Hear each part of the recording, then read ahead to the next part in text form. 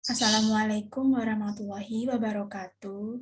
Perkenalkan, nama saya Liliana Nurhanifah dari Prodi Ilmu Komunikasi dengan NIM L100 2013. Di sini saya akan menjelaskan beberapa materi public speaking yang berkaitan dengan satu, alasan mengapa public speaking penting bagi mahasiswa.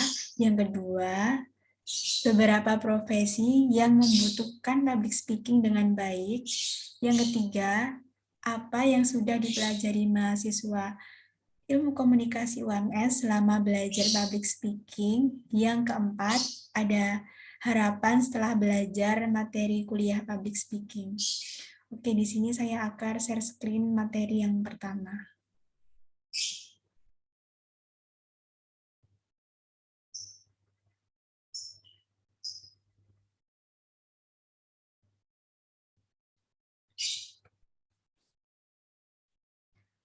Yang pertama yaitu tentang alasan mengapa public speaking penting bagi mahasiswa, yaitu yang pertama untuk meningkatkan kepercayaan diri. Memiliki rasa kepercayaan diri yang baik merupakan sesuatu yang sangat penting sekali untuk dicapai. Ketika kita mempunyai rasa kepercayaan diri yang tinggi, maka melakukan semuanya akan terasa lebih mudah. Dengan adanya peningkatan kepercayaan diri, sudah pasti hal tersebut akan mendatangkan sesuatu hal yang baik. Yang kedua, yaitu untuk melatih diri berekspresi secara positif dan layak di hadapan publik. Pentingnya memiliki skill public speaking bagi mahasiswa juga akan terasa dalam melatih diri untuk berekspresi secara baik. Terkadang ada beberapa mahasiswa yang merasa minder atau kurang pede, malu untuk mengekspresikan dirinya. Ada ketakutan apakah ekspresinya tersebut bisa diterima oleh para audiens atau tidak. Nyatanya, ini harus tetap dilakukan supaya melatih diri untuk berekspresi secara positif dan juga mampu melakukan semuanya dengan baik. Yang ketiga, ada untuk meningkatkan kualitas diri dan value yang dimiliki. Pentingnya memiliki skill public speaking bagi mahasiswa juga akan bisa Anda dapatkan dalam rangka meningkatkan kualitas atau value yang dimiliki secara maksimal. Memiliki value yang baik sebagai seorang mahasiswa adalah hal yang sangat utama. Pasalnya, ini akan membuat kamu memiliki spirit boost atau semangat yang lebih baik lagi.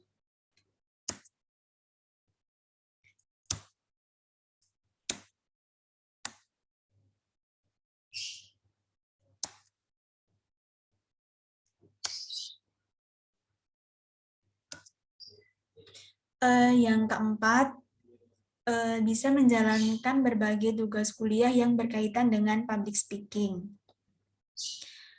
Dan yang kelima, ada berguna bagi mahasiswa yang aktif dalam organisasi. Kemampuan public speaking juga akan sangat berguna jika mahasiswa mengikuti organisasi. Tentu tidak mungkin dalam kegiatan organisasi, mahasiswa tersebut hanya diam saja. Pastinya ada pendapat yang ingin dikemukakan. Dan dari sinilah kemampuan yang satu ini benar-benar amat sangat dibutuhkan dalam kegiatan organisasi. Oke, yang kedua ada apa saja profesi yang membutuhkan kemampuan public speaking dengan baik. Yang pertama yaitu ada pembawa acara. Pembawa acara atau Master of Ceremony ini merupakan profesi yang sangat membutuhkan kemampuan public speaking dengan baik. Pembawa acara biasanya bekerja di berbagai bidang, mulai dari media hingga berbagai event lainnya. Pada umumnya, pembawa acara harus menguasai berbagai macam topik yang berbeda. Sebab pekerjaan ini bisa saja membawa kamu menangani berbagai acara yang berbeda juga. Kamu juga harus membiasakan diri membuat banyak orang nyaman dan bisa mengikuti acara dengan menyenangkan, bahkan sejak dari awal hingga selesai acara tersebut. Yang kedua ada reporter. Reporter juga merupakan salah satu profesi yang sangat membutuhkan kemampuan public speaking. Seorang reporter kerap harus meliput berbagai kejadian, bahkan yang di luar perkiraan sekaligus. Pekerjaan ini juga akan membawa Anda bertemu dengan banyak orang dan banyak lingkungan yang berbeda. Bukan hanya sekadar itu saja, kamu juga harus mampu membangun komunikasi dan mengajak narasumber untuk berbincang. Selain kemampuan public speaking, kamu juga harus memiliki kemampuan lainnya. Misalnya seperti membuat pertanyaan, mengklarifikasi, termasuk melaporkan reportase kepada atasan. Yang ketiga yaitu ada moderator. Moderator merupakan salah satu profesi yang juga membutuhkan kemampuan public speaking dengan baik. Saat menjadi moderator, kamu harus bisa menjadi penengah bagi peserta diskusi dan pembicara yang hadir di sana. Selain itu, moderator juga akan menjadi pemandu keseluruhan acara tersebut. Untuk menangani acara yang seperti ini, tentu akan dibutuhkan kemampuan public speaking yang baik. Apalagi jika acara yang dipandu terbilang cukup besar dan memiliki jumlah peserta yang cukup banyak. Yang keempat yaitu ada trainer. Trainer ini juga merupakan salah satu profesi yang membutuhkan public speaking dengan baik. Trainer ini memberikan pelatihan dalam bidang tertentu kepada sejumlah orang yang menjadi peserta training itu sendiri. Aktivitas seperti ini biasanya banyak dilakukan oleh perusahaan atau bahkan oleh komunitas tertentu. Tujuan training tentu sangat jelas, yakni untuk menguasai bidang atau hal tertentu yang pada umumnya bisa meningkatkan skill. Selain menguasai ilmu yang akan disampaikan, kemampuan public speaking akan sangat dibutuhkan dalam profesi yang satu ini.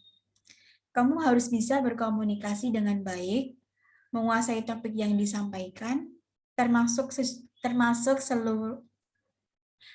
membuat seluruh peserta nyaman dan bisa menerima materi dengan maksimal dan tepat sasaran. Yang kelima yaitu ada interpreter. Profesi ini sangat cocok untuk kamu yang menguasai bahasa asing secara baik. Berbeda dengan translator, seorang interpreter biasanya akan menangani langsung penerjemahan bahasa di dalam acara tertentu, seperti seminar atau bahkan pertemuan lainnya. Hal ini tentu tidak mudah, terutama jika yang ditangani adalah acara formal dan cukup penting. Selain kemampuan bahasa yang baik, kemampuan public speaking akan sangat dibutuhkan oleh seorang interpreter. Profesi ini juga akan membawa kamu bertemu dengan banyak orang dan dalam acara yang berbeda. Sehingga kamu membutuhkan rasa percaya diri dan kemampuan komunikasi yang baik. Sedangkan yang keenam yaitu ada announcer. Announcer ini merupakan profesi yang juga membutuhkan kemampuan public speaking dengan baik. Profesi ini bukan hanya sekedar penyiar radio saja, namun juga petugas yang menyampaikan berbagai pemberitahuan di sebuah acara atau bahkan pusat perbelanjaan. Untuk menjadi announcer, kamu akan membutuhkan kemampuan public speaking yang baik. agar orang-orang bisa menerima informasi yang kamu sampaikan dengan lebih jelas dan lebih nyaman. Materi selanjutnya yaitu apa yang sudah dipelajari mahasiswa selama belajar mata kuliah Public Speaking Ilmu Komunikasi di UMS. Yang pertama yaitu belajar mengenai teori dasar public speaking. Teori dasar public speaking yang pertama yaitu ada start of fire. Ketika Anda mengucapkan kata pertama, jangan sekali-sekali Anda menempatkan diri dengan wajah yang lemas, tidak bersemangat, dan bahkan biasa saja. Hal itu semua perlu dihindari. Buatlah gerakan-gerakan untuk memecahkan suasana ketika memulai berbicara. Start of fire ini dalam arti harfiahnya adalah bagaimana kita menyulut api agar para pendengar atau audiens fokus perhatiannya kepada kita. Misalnya seperti membuka salam dengan kata semangat pagi atau merdeka sambil mengacungkan dan mengepalkan tangan. Atau bisa juga dengan cerita-cerita yang lucu. Intinya yang ditekankan di sini adalah mengambil perhatian pendengar atau para audiensnya.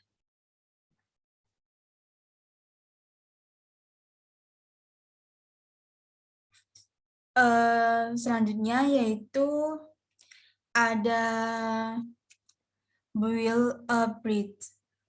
Jadi sebelum masuk pada materi inti, sebaiknya Anda mengantarkan dengan perumpamaan.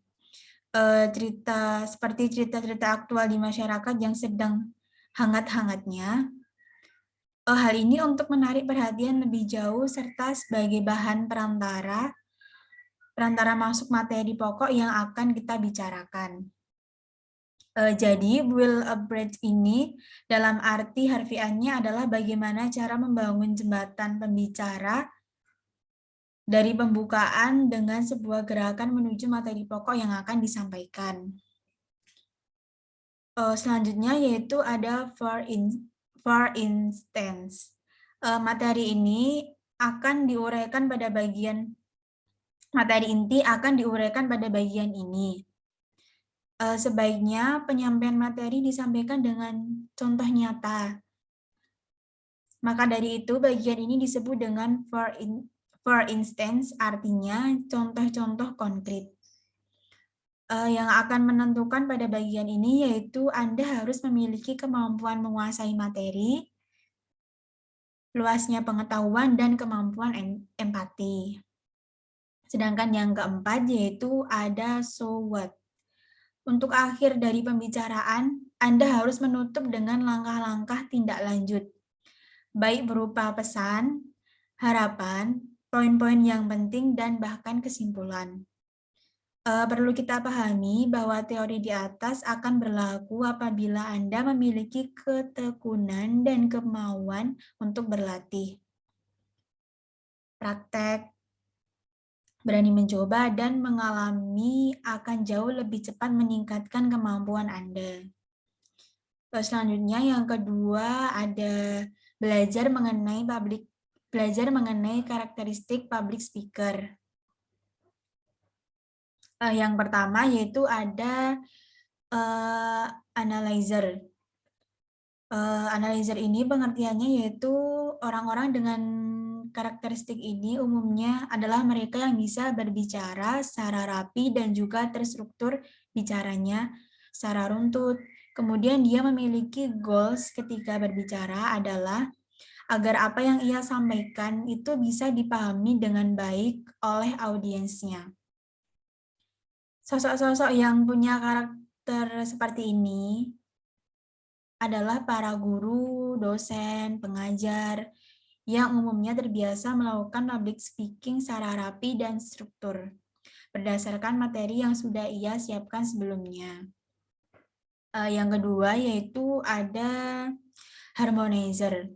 Harmonizer ini biasanya memiliki kemampuan untuk berbicara berdinamika, intonasinya beragam, fleksibel, dan mampu menyesuaikan dengan baik. Contohnya seperti sales, marketing, biasanya memiliki karakteristik harmonizer. Dia mampu mempersuasi orang lain sehingga orang lain bisa mengikuti dan tunduk patuh apa yang ia sampaikan. Yang ketiga yaitu ada entertainer. Karakter entertainer ini adalah orang-orang yang terbiasa menghibur orang lain, biasanya masuk dalam karakteristik ini. Berbicara penuh dengan improvisasi dan bagaimana bisa menghibur audiensnya. Komedian atau MC umumnya punya karakteristik yang ini. Yang keempat yaitu ada public speaker the better. Dia biasanya mampu mendebat lawan bicara, terlihat cukup mengintimidasi. Tidak segan untuk menunjukkan kemampuannya. Yang ketiga yaitu ada belajar mengenai riset audience public speaking. Yang pertama adalah melakukan riset terhadap domisili geografis.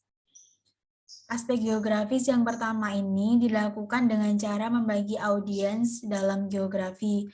Yang paling umum adalah mengidentifikasi wilayah asal domisili, apakah berasal dari kota atau dari desa. Yang kedua yaitu berdasarkan variabel demografis. Misalnya seperti umur, jenis kelamin, ras, dan lain sebagainya. Contoh, kalau kita udah tahu audiens kita itu adalah anak-anak, nggak mungkin kan kita ngomong pakai bahasa yang terlalu tinggi, pakai bahasa ilmiah, dan juga pakai bahasa Inggris. Aspek yang ketiga yaitu aspek fisik geografi. Jadi pembicara itu bisa melakukan pengelompokan audiens dari nilai-nilai yang mereka anut kepribadian. Nah, kalau kita udah bisa memahami karakteristik kepribadian dan audiens ini, nanti akan